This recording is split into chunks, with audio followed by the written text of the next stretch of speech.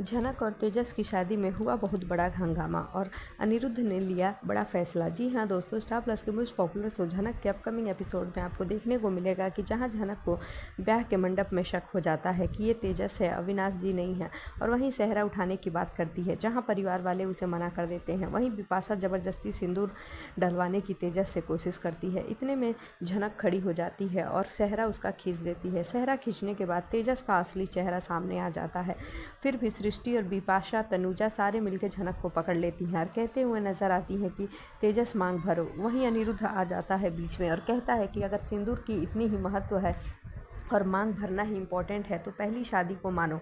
मैंने झनक की मांग भरी थी और मैं झनक का पति हूँ। ये सुनने के बाद सबके होश उड़ जाते हैं। वहीं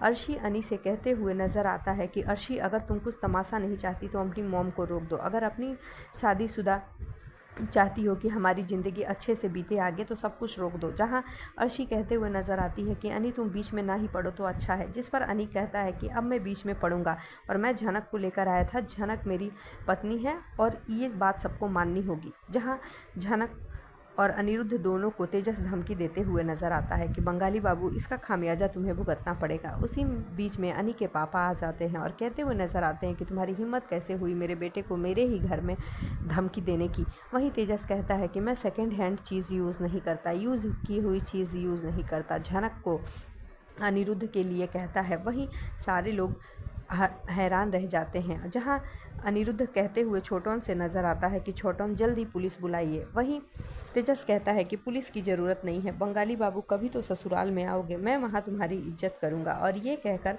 माला फेंकते हुए तेजस वहां से चला जाता है। जी हाँ दोस्तों, अब आगे में देखना दिलचस्प होगा कि क्या तनुजा झनक को अपनी बहू के रूप में स्वीकार करती है या नहीं। आगे के अपडेट्स के लिए जुड़े रहें हमारे साथ, जो कि बहुत ही मज़ेदार और धमाकेदार होने वाले हैं।